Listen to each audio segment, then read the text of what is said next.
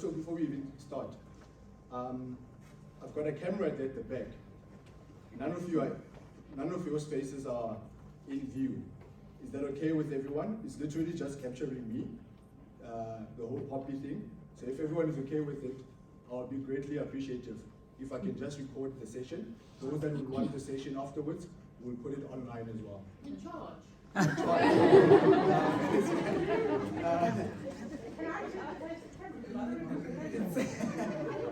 If you like the presentation, then you take a selfie.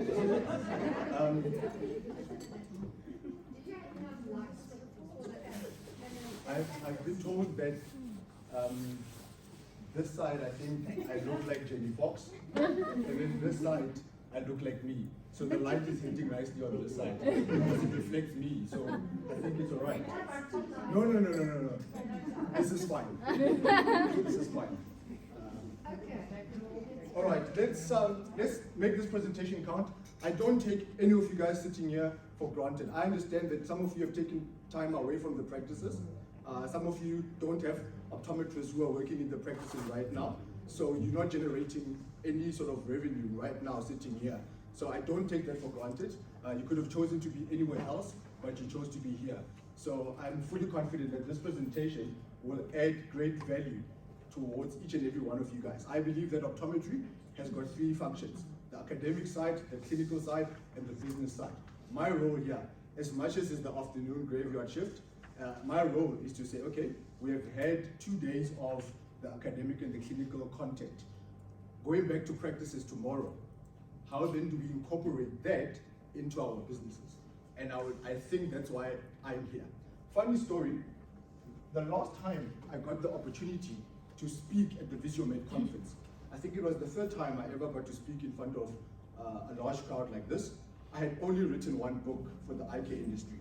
I had not worked with a lot of practices. I was still a young lad and with a lot of stuff to learn. And this is all that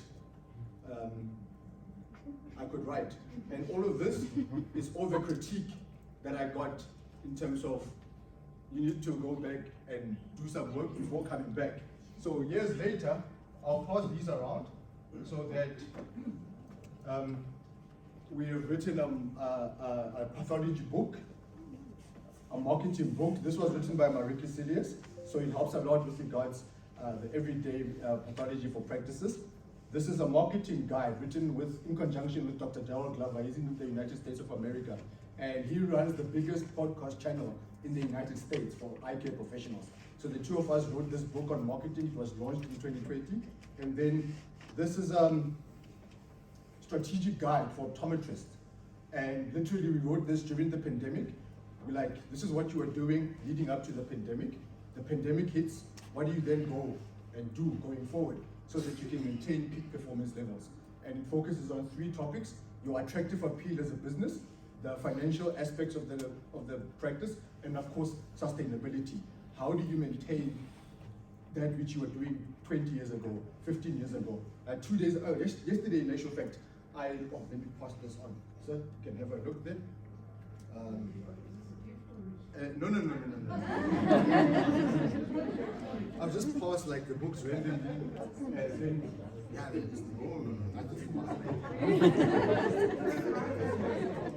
let's get into the presentation first. Then, if you like it, maybe there'll be like a discounted rate. But anyway, yesterday I published on our Vision Straight YouTube channel. I did an interview. We're running a masterclass series where we're featuring global eye care leaders who have done exceptional work. And yesterday, the video that we launched, or the interview that we did, was with Brian Tompkins in the UK. The practice that he purchased in 1985, whereby he was working in it for 4 years prior, was started in 1868.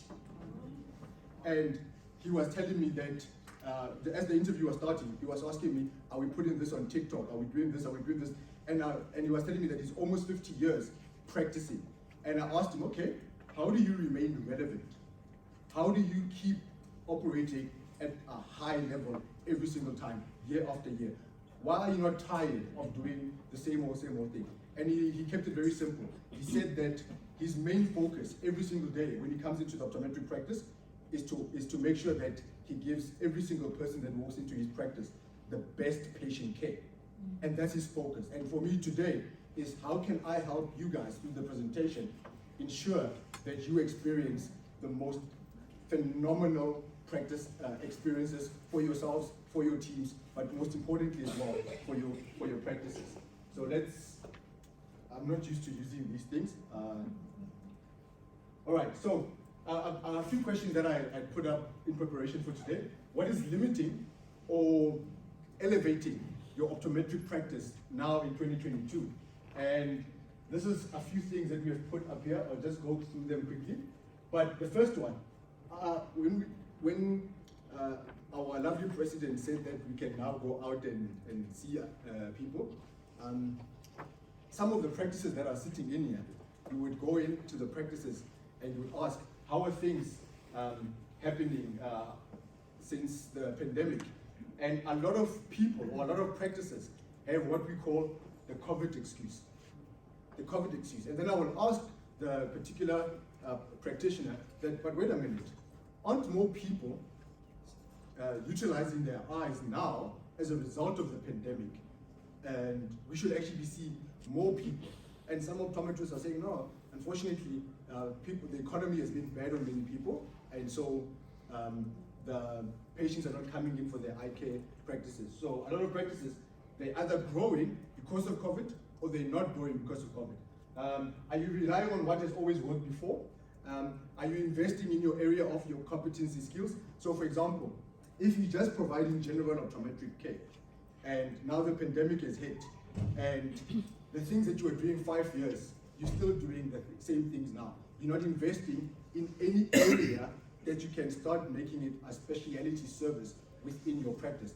And a lot of the times, the minute you say, do you provide any niche services for your practices, people tend to think that you're referring to going into the contact lenses, going into pediatrics, going into pathology. Like a lot of people here, they're fighting with Dr. Visiomed now because he does not want us to go and do our hours, right?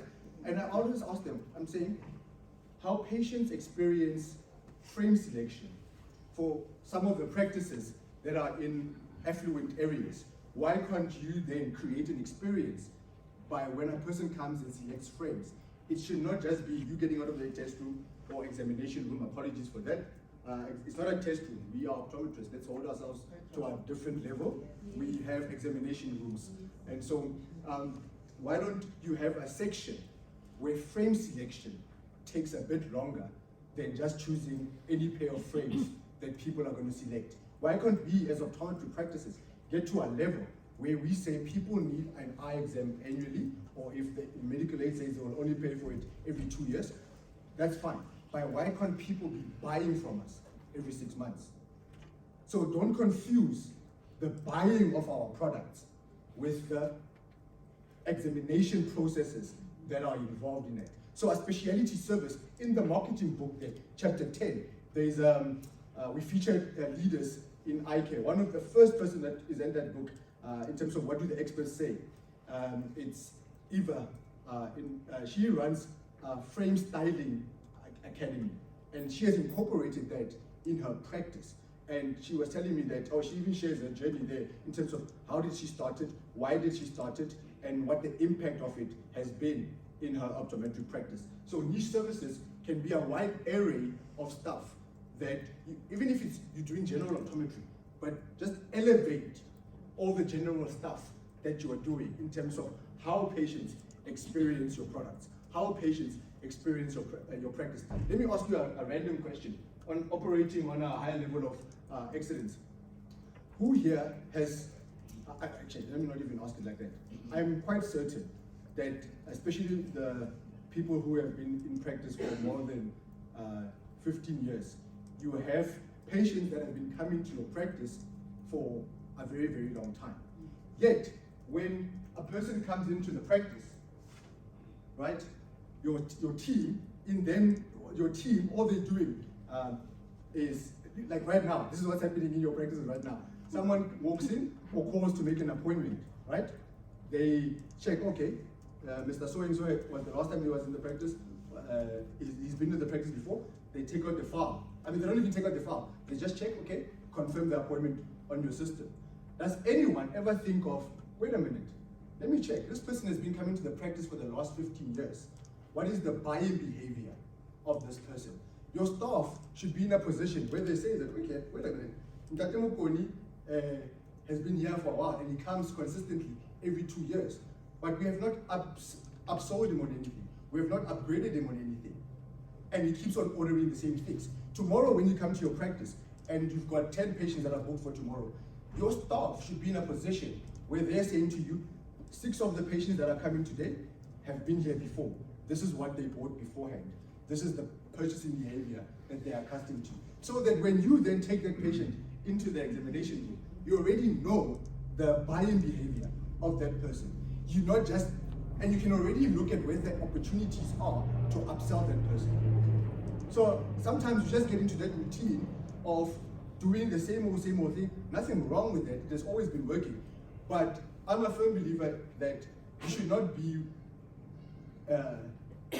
constantly working with people that cannot play a role in the generating of sales in your business. And I'll show you why.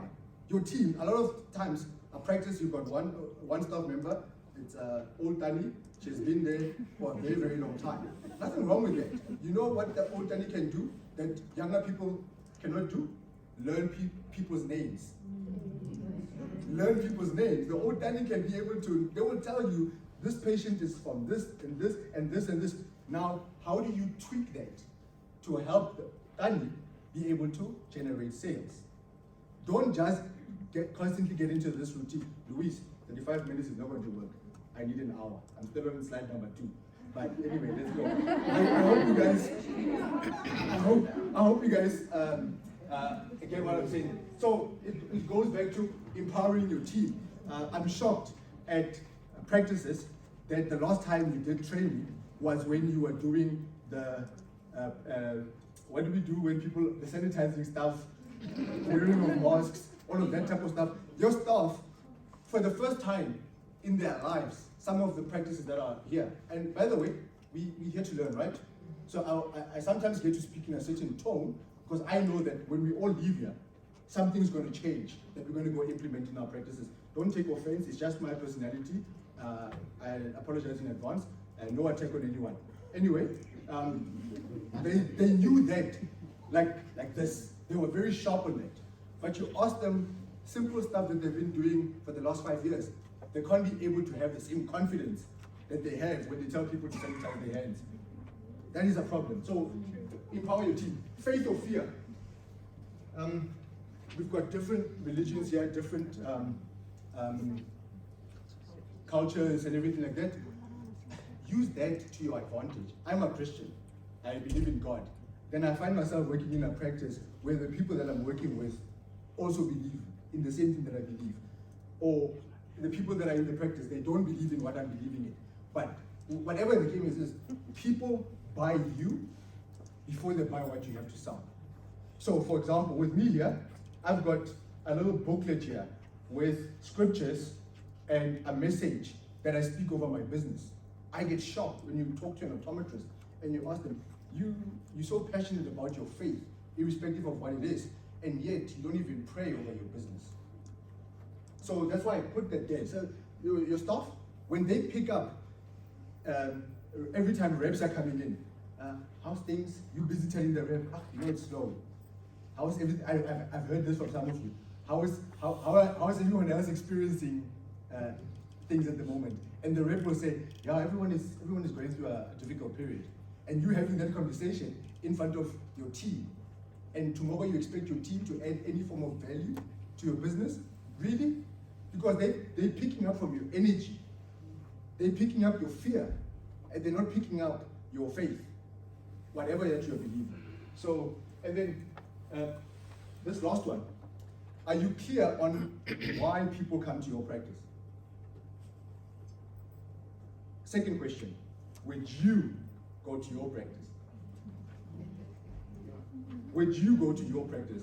I was sitting at the back there and I love Mr. Google there, and I'll be like, optometric practices near me. Let's leave it there. Yeah, anyway. So, your practice fits in one of these areas. Since the pandemic, is your practice declining? Are things a bit average, where you were before COVID, and now 2 years later, you are at that level where you were before COVID, and you're happy with that? Or are you getting to a level where you're experiencing exponential growth now, and you know why that is happening, or that is happening? Or are things happening in your practice where you're experiencing exponential growth? So it's a good question that you might just ask yourself right now. And while you're thinking about that, 2021, we did a World Optometry Day, and there was we asked leaders from different parts of the world to do a short video clip, and they all had different topics. And Nicholas Romney from PBR Optometry in the United Kingdom, he's got 4-level practice. 6 optometrists, 5 dispensers, and a clinic, a dry eye clinic, contact lens clinic, pediatric clinic, low vision clinic, all happening in the practice. Staff complement of about 35 people. I spent 3 months in the UK in 2018 in various optometric practices, and I did training for them in that practice. So he shares a 6-minute video clip. It's worth it because he shares 10 little points that they did during COVID that enabled them to go through COVID. And so let's just play the video. I don't know. Let me go back. Luis, this is where I must come now. Oh, the volume. I didn't know you put a video of the phone. Hi there, my name's Nick Romney. I'm a very friend of. Let me pause it quickly. Is it him? What must I do? You'll help us just to get the sound from there. Or that short music, it just plays for 10 seconds, it will go away. But the video will be relevant to the topic that you're talking about. Sorry that I didn't tell you. No. It's just a 6-minute video. He shares 10 little points.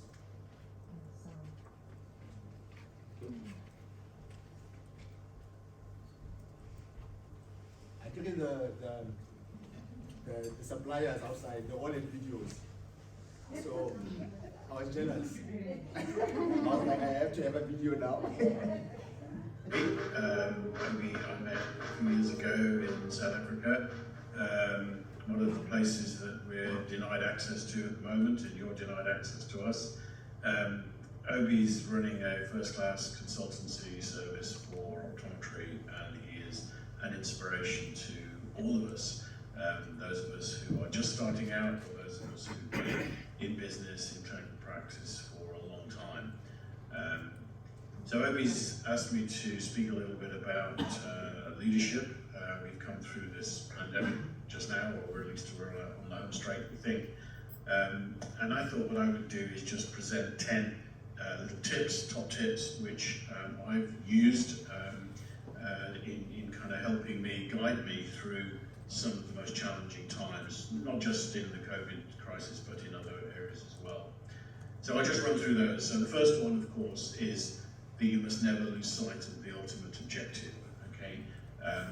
In terms of the start of COVID, we condensed that to a single expression: return to full activity in the practice without losing anyone to redundancy, and certainly not without losing anyone to COVID. And we were extremely well served in the latter, and in fact we had returned to full business operations by October.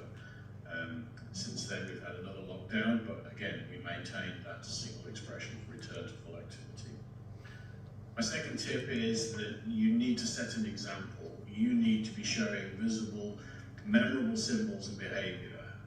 In classic terms, it's Dan Carter in the rugby room, in the changing room, sweeping the floor of all the discarded plasters and elastoplast after a match.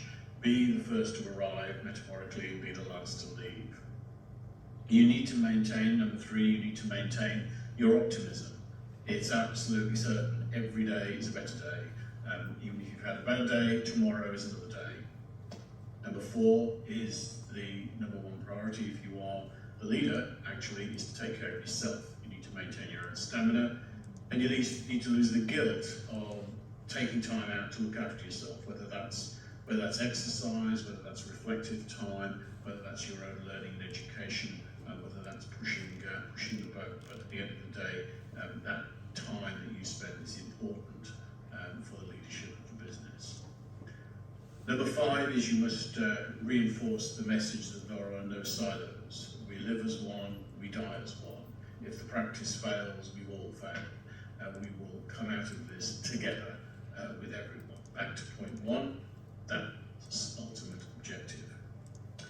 Number 6 is that there is inevitable hierarchy, but you must reduce and eliminate status differences. You must minimize those and insist on courtesy and respect. People are there to do the job that they can do to the best of their ability, and you need to always respect that.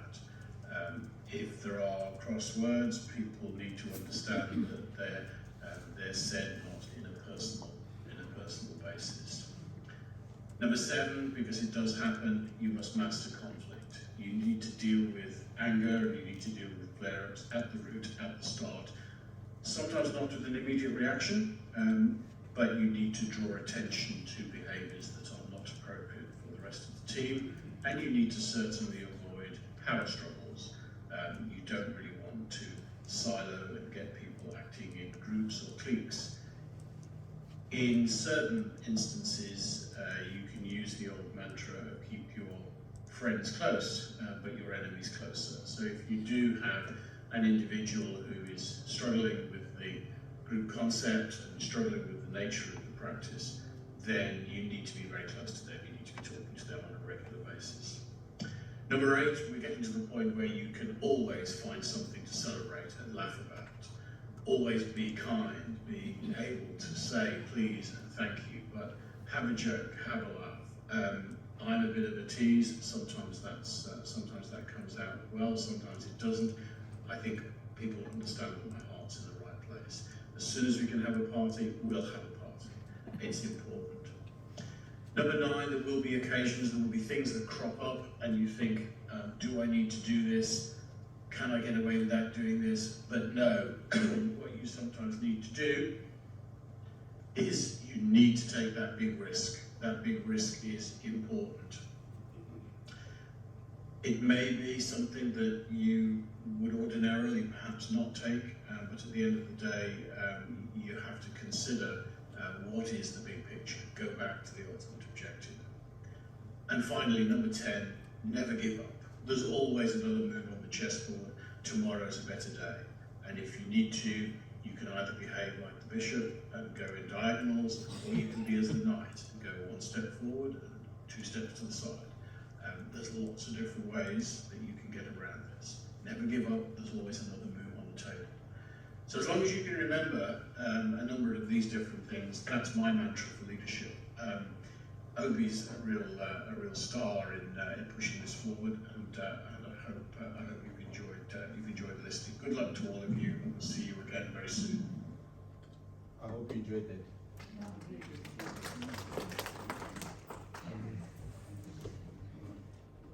All right, so 3 parts quickly.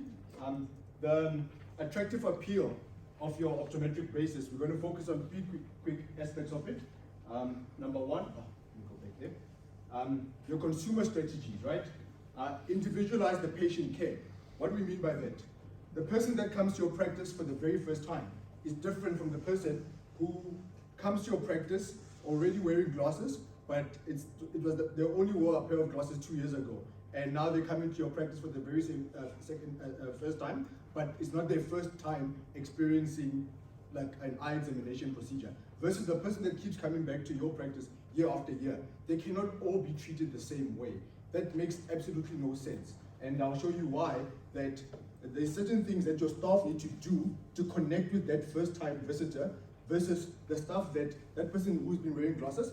How was the experience at the previous practice? There are certain things that you want to know that will put you in a position that will enable you to exceed those expectations. Because you don't want a situation whereby a person went to another optometrist, they come to you, now they're going to go to the third optometrist and so forth. You want to convert people that are already wearing to be your own clients going forward. Excellent service delivery should be the only standard. If you guys don't have a service delivery standard or approach that you and your team are constantly discussing week after week after week after week, repetitively, year after year, where there's a plan of action on what are the aspects in your business that are affecting service delivery. And if you then have these 10 things that are lined up, what is our strategy with this? When that first time visitor comes, when the second time visitor comes, when the third time visitor comes, and how do you make sure that you maintain that peak performance levels? And trust is the difference maker. I don't want to get in trouble. The older generation, you tend to have this thing where you've been in the industry for 30, 40 years, you have seen multiple changes in the economy, and you're comfortable. You know that there are downs, there are ups, but if you're honest with yourself, sometimes when you sit back and you're like, you know what, the last 7 years, actually, the norm has not been what I'm used to. Patients are coming to you. You have not trained your staff. Patients are coming to you because that's what they're used to. But things around you are changing all the time. Businesses around you are changing. Consumer behaviors are changing. Don't work on the trust that you have built from the past without maintaining that constant building of that trust. Now, the younger generation, you have not had the leverage or the opportunity of having 10 years behind you in the same spot. Your objective is to figure out, how do I become the most trusted optometrist in this community?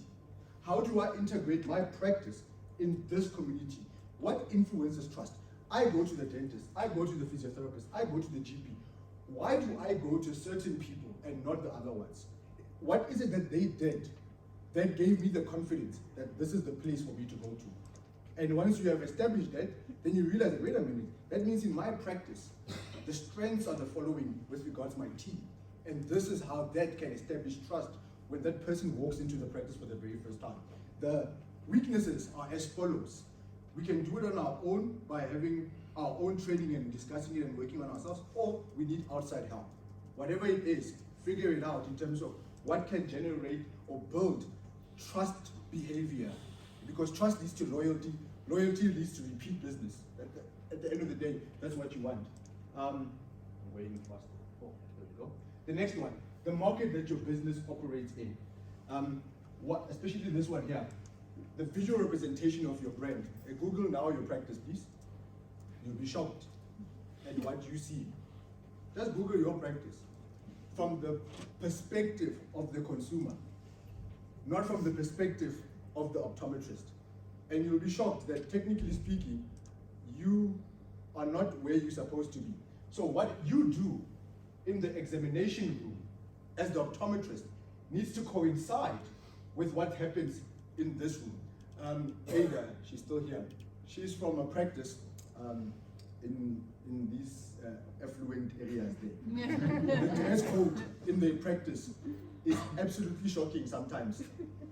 They've got no order. You see, this one is a very nice looking practice. The dress code has got zero order. It's just horrendous. But you know what their strengths are? They understand the unity amongst themselves as a team. So Ada, she's very quiet, like very, very quiet. She's the most quiet person of all of us, right? Then her team, they are so involved with regards knowing the history, the profile of the different patients. They know their products, they know their contact lenses. The reps don't go to go see them. The reps go to see the team. They don't see the optometrist, they see the team as a whole. And they figured out, what do we represent as a company culture? She's working with one Indian lady at times and two, one black lady, one, I'm not sure if I'm supposed to still say black, white, right? One black lady and one black guy. So there's a mixture of culture. That means when there's a mixture of culture, your patient, remember this is attractive appeal.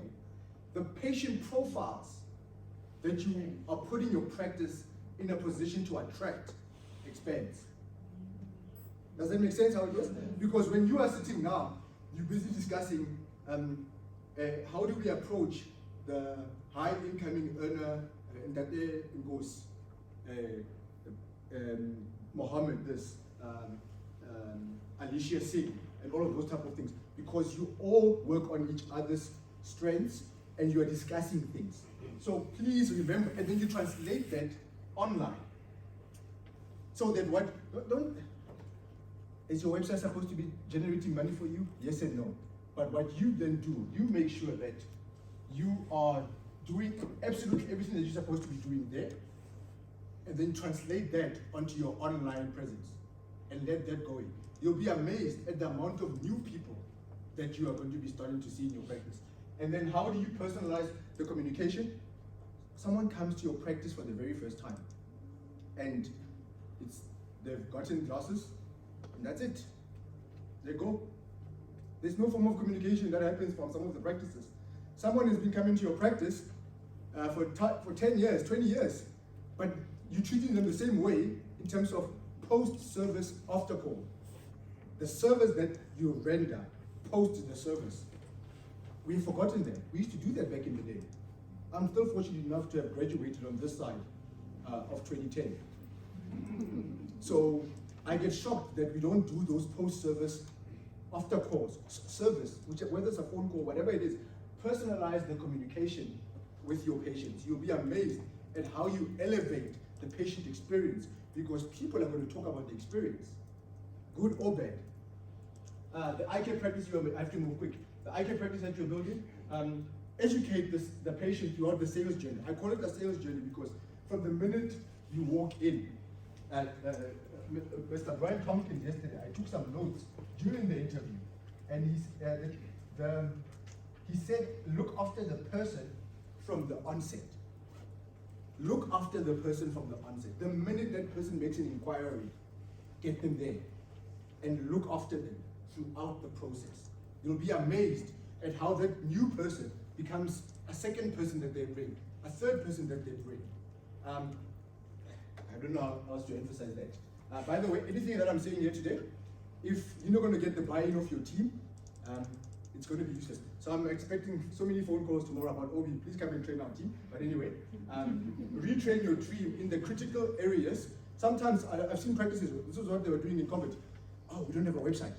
They rush to go do our website. Oh, we don't have social media. They go rush to do social media. But they forgot their team in the process. The last time a team member got trained in the latest iOS styles, latest product training, latest processes training, it's been years ago. So you're doing all of these things that you're spending money in, but you're not spending time and resources on elevating your team, because at the end of the day, your social media post is not generating the patient right now. It's not interacting with the patient right now. So just think differently. I already mentioned personalize the follow-up. Let me move quick. Part 2, financial goals, capacity of your practice. Louise, how much time do I have left? Please remind me. 10 minutes. 10 minutes, okay. I mentioned this part about consumer purchasing behavior. You have patients, go back to your practices. Your CRM system should be able to tell you, patients that have been with you for a very long time. How do you then, when you select products, frames, right? When you select products, I get shocked sometimes where the rep is the one that's telling you the latest trends, the latest styles, and your team is not part of the process, and you don't even have patients in mind that you can think of, oh, Tabo will love this frame. And Tabo comes to your practice once every while because you know that this frame is for Tabo. You need to be having at least 100 Tabos that you know that you are ordering products for them. And your team knows that Tabo operates like this, and we're getting products in for Tabo. So just change the consumer purchasing behavior. I mentioned expanding your clinical competency skills. There are different ways you can do that. And anyone, I don't know how to emphasize this anymore. Any person in your practice right now who does not contribute towards the sales of the business is a liability there. No, not out. Not out. go back to the previous slide. You said train them first. Train them first. You look at the skills that they have. Look at what they know, what they're already contributing to the practice. Then look at what aspects of that can be converted to this person. And some of them, you can't train a person who's 55 sometimes, who has been in the, don't laugh first, who has been in the practice for 30 years, and you are not training them in any capacity. That's a difference. Yeah. That's a difference. And you're now going to expect that person to generate sales for you. Yeah, out of your mind. So that's what I mean, is that how you introduce it is just, firstly, work on their strengths. First. So there's a process involved in that. The market your business operates in, the franchise companies, people that are owning franchises, for the next 2 minutes, please leave the room or close your ears. This is reserved for the private practitioners. And this here is in the UK. The group of optometrists is called Sidecare Premium. They've gotten in different hubs. So let's say North Riding here, Rosebank becomes a hub, Pretoria becomes a hub there, and so forth. We meet the last Thursday of every single month for 3 hours. And we are the team leaders here for one of the Sidecare Premium hubs. And we discuss everything about the practice. So there's an agenda that goes out. There's like about 12 leaders in the different areas, and we meet the first Thursday of every single month, and we discuss the practice.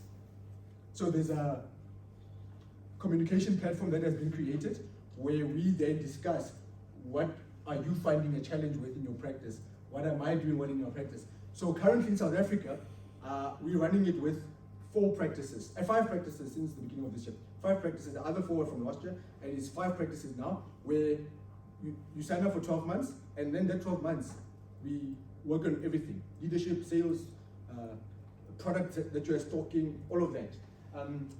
Please, if you're not online, Dr. Buitumelo, I'm on his case now, but he laughed at the YouTube stuff. I get shocked. All of you here can explain your profession in the most eloquent way ever. Why are you not relevant for your patients who are of a different generation? By the way, let's say you're at the university, Chantal.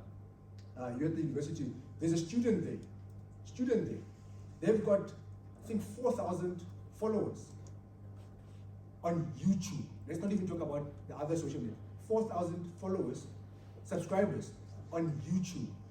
Her one video goes to about 7,000 viewers. An optometry student. My question then becomes, imagine that student building content for your practice, and you pay them 1,500 rands for her to build content for you, so that she can then go publish it on her platforms, and that's an educational content. She's not advertising your practice, she's not doing anything. She's literally, every Saturday, she comes, you pay her, she works as a student in your practice, she's there building content about the eye from her level, explaining what a pterygium is that we heard from Dr. Diana, explaining keratoconus, explaining this, explaining all the things that affect your business. So social media, don't run away from it. You can literally customize it to the needs of your practice and the community that you serve. Get the book, it's in the book. Eye care practice that you're building, simplify the buying process. Do people feel important when they walk into your practice? 5 minutes. Let's see. Okay, 5 minutes. I have to leave time for questions. Let's see what we can touch base on quickly here. Personalize the recall system. This thing of you just sending something that's so generic to everyone the same way, and you want me, who's coming to spend 15,000 rands in your practice, to feel like, this is where I must spend 15,000 rands in your practice, but I'm being treated the same way as someone who has spent 600 rands. You must be crazy. Honestly speaking, that makes no sense. That is making no sense. There's so many things that you should be personalizing that with your people that have already been coming to your practice that can elevate their experience. Once their experience is elevated, how they talk or communicate about your practice changes completely. What is it that you want people to say about your practice? You have to think about questions like that. And broaden your brand positioning. I've given you multiple examples. I can, by the way, I've not even spoken to you about the random generalized social media stuff that you can do. I've literally been giving you specific optometry related examples that have got nothing to do with Instagram, nothing to do with all of these other things that could sometimes be fluff. I've literally given you strategies that I believe that you can literally go. Now, when you do them in things that generate a revenue, and you take it to aspects where it doesn't generate the revenue, you're just broadening your reach.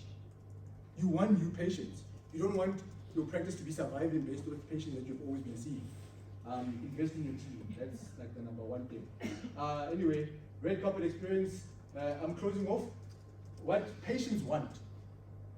That first time visitor, they want a wow factor. How do you create a wow factor? Educate them. The customer, that person who's already wearing glasses, but is coming to your practice for the very first time, they want a worthwhile experience because they didn't get the worthwhile experience where they were before. And the wow factor for the client, innovation and value reassurance. How are they experiencing? Remember those who were here 5 years ago? And I had this diagram in the book, and those images are right in the book here. So this is how it actually gets implemented in your practice. Last slide, quickly. Look at, going forward, look at what you should raise, meaning what you should go back and do more of in your practice, what you should do less of, what you should stop doing immediately by the end of this month, and what new thing you should introduce in your practice. If you need help with that, I can email you chapter 9 of the book, marketing book, and the strategy book. We've got getting started guideline. It's a getting started guideline with a list of questions that you can answer for yourself that can help you know where your practice is at versus where your practice is supposed to be. Last one. Okay. This is just a sales journey of the journey. Let me finish up. What can you do right now quickly, Louise? I'm done. Identify your value proposition, train your team on that value, outline what the standards of excellence are for your practice going forward, know exactly how you can effectively or efficiently communicate with the different buying generations in your group, and outperform the person sitting next to you. Let's see. All right, this is extra now. This is like, this is for the paying customers here. This is extra stuff here. So, follow-up strategy. We've got this outlined, and we give a breakdown in one of our books in terms of how you should be following up with patients, customers, and clients. And what is the point of attending this presentation and laughing at me and enjoying the presentation if you're not going to do anything about it? Have a plan of action, get the buy-in of your team beforehand. You assess your plan every 3 months. So week 1, you discuss the purpose. Week 2, the people in your practice. You focus on that. Your focus week 3, the processes. Week 4, the products. So your reps are only coming in there. Your reps are coming in there to train your team. Don't allow reps to come into your practice that are not coming to add value into your practice in elevating your team so that your team can elevate the patient experience. Week 5, you discuss how everything affects the sales in the practice. And week 10, you start again. Follow up. It's the same routine. How often do you do it? You do it every single month. When do you do it? Every week. How much time must you dedicate to it? 1 hour. That's Thank you very much for joining this presentation. I really hope, sincere apologies for running over time. Please forgive me. But at least everyone is awake. That's the one thing that. Oh! Okay. I just want to leave time for questions. And I want to thank you very much. As I said, I would like some of that steroid that you're using. It's yeah, the steroid is my faith. It's my faith. Thank you very much. Follow me online, please, on Vision Straight. I saw some of you subscribe to our YouTube channel. We've got 3 YouTube channels, by the way. Vision Straight, OB, on all the different platforms, as well as iAfrica Media. We've got a YouTube channel for that. And all your marketing related stuff, you can contact Activate. This was a complete honor. Thank you very much for listening. Are there any questions?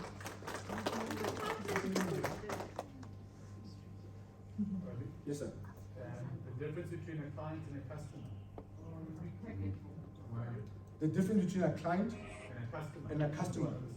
Oh, that's right. or the extra one there.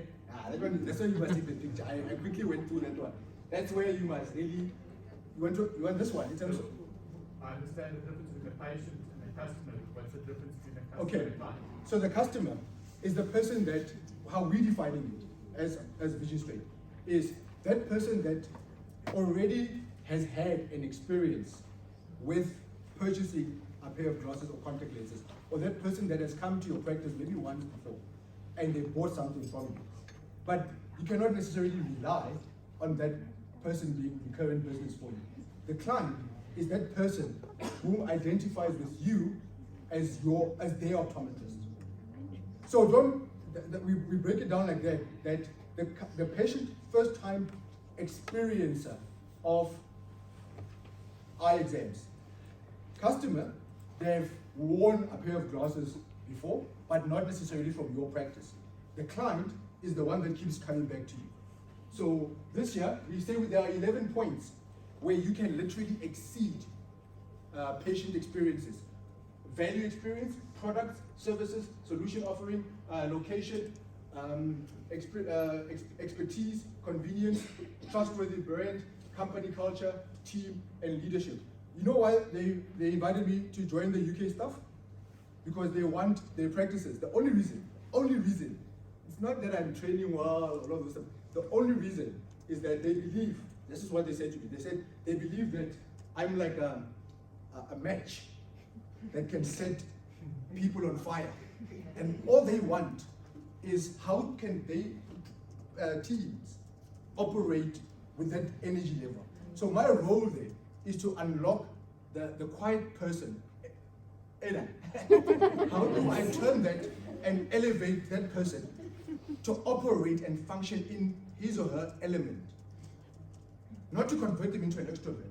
How do I operate and help them to function in their element? I'll give you last example before I go. Last example.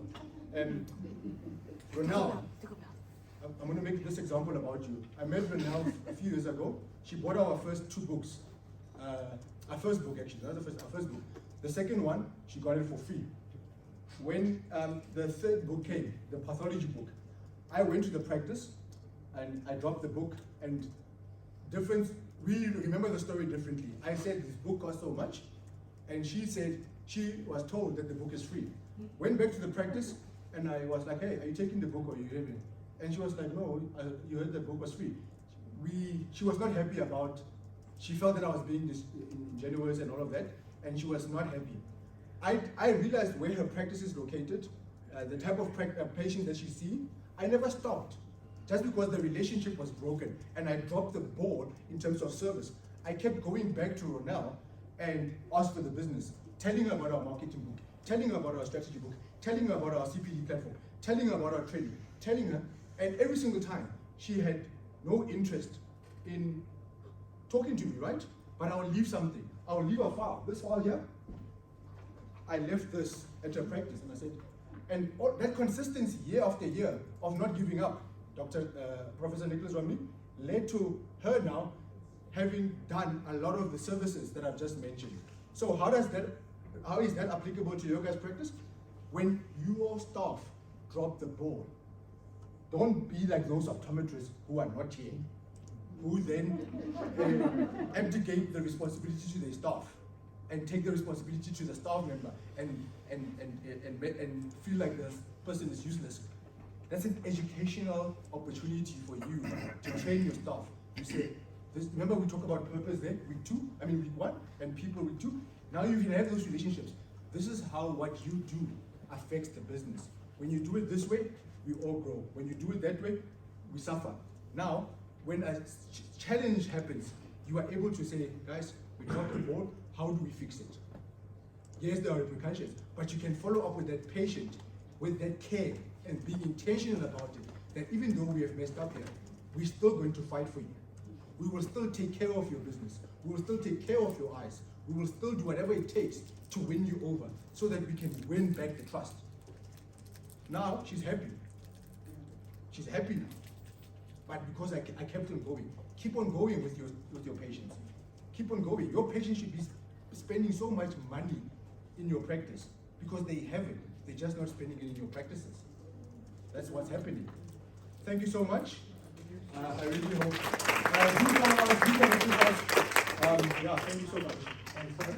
The books, I have to put them back. Bring them back. The books are $4.50 each. Thank you so much.